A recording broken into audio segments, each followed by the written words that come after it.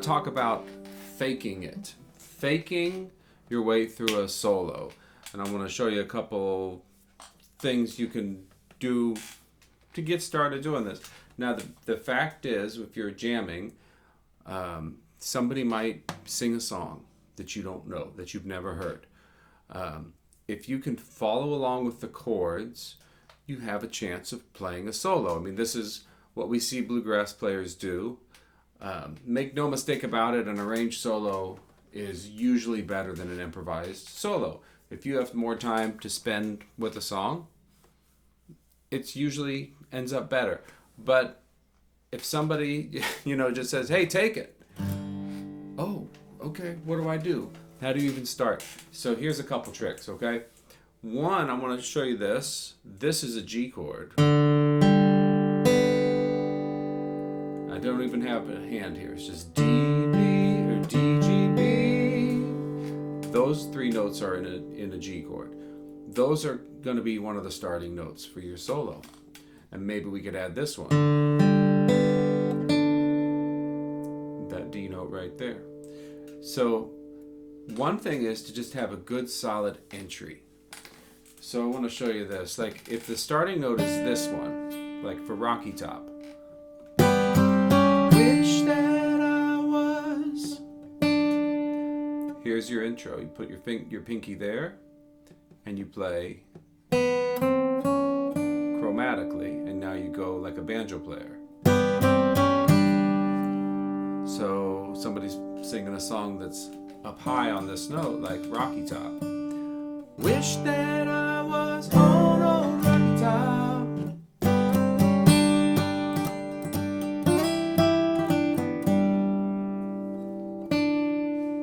Or on and on I follow my darling. That's a high, it's on that note.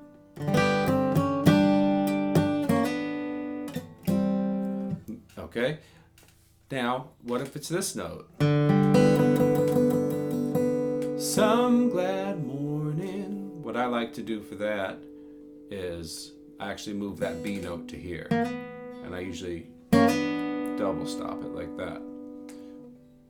1, 2, 3.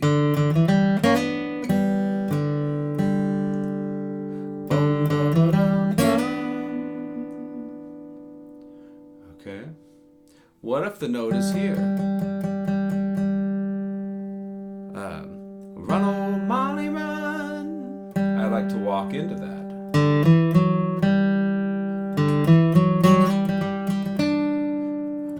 Run, old Molly, run. Run, old Molly, run.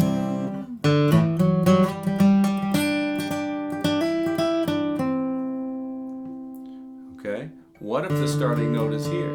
Lost all my money but a $2 bill. I walk down.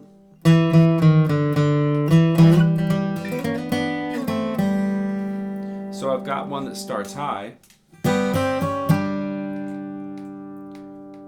I got one that starts on this B note. I got one that starts on this G note. And I got one that starts down low. I walk down to. And if you can do a solid intro, now everybody knows that you know what you're doing. Now, you'll give that away pretty quick because you don't know what you're doing after that, okay? So we'll need some tips to do something after that.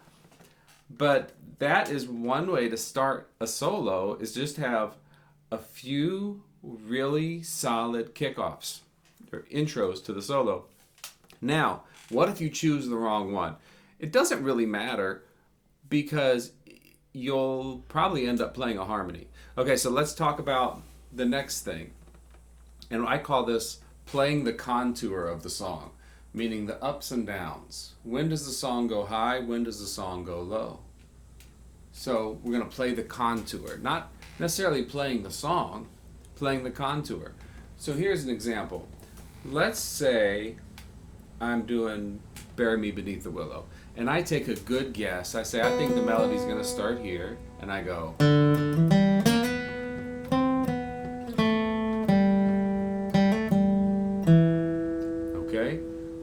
probably sounds about right.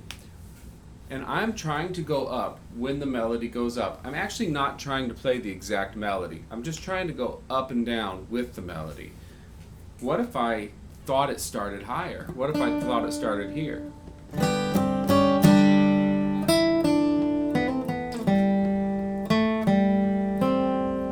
And I could still follow the ups and downs of it.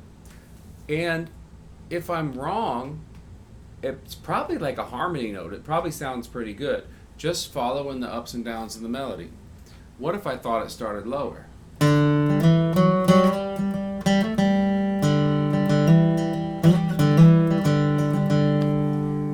It's still probably okay.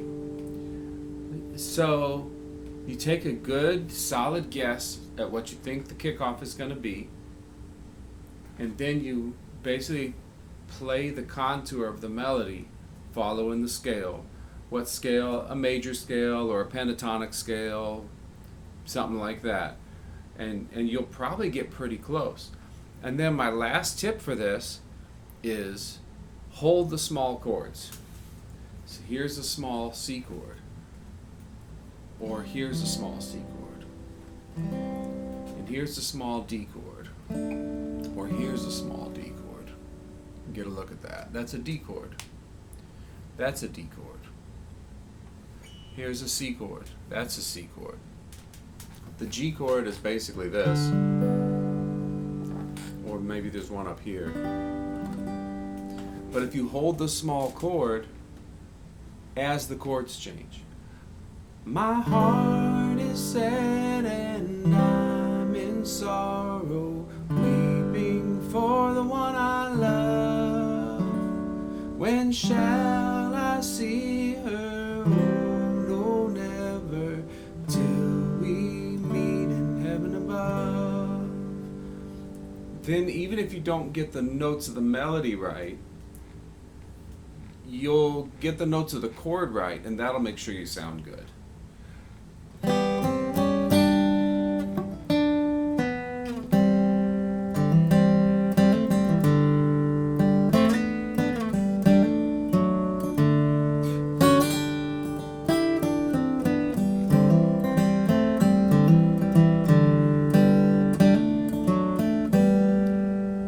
So I just faked away through a solo by, I call them double stops or two notes, or through the chords, through the small chords. You don't need the big chords all the time. Small chords. C chord.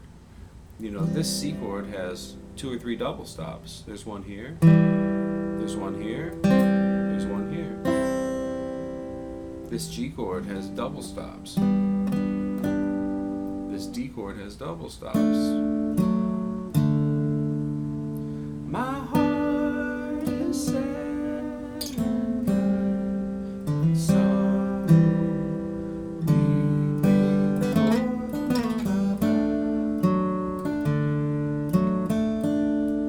for. So there's the tips.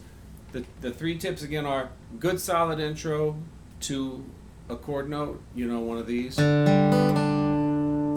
Tip number 2 was follow the contour of the melody. Even if you don't know the melody, just try to follow it up and down. And then tip number 3 was hold part of the chord. And then with those 3 things, it'll take some practice, but with those 3 things, you can start to fake a solo. I'm actually teaching a class on this. It'll be similar. We'll do some more exercises to get good at it. Check it out. The website's in the link. And it's coming up here in July, but it'll be pretty similar to that, with maybe some more exercises, some more walkthroughs, and more examples. Okay, here we go. 1, 2, 3.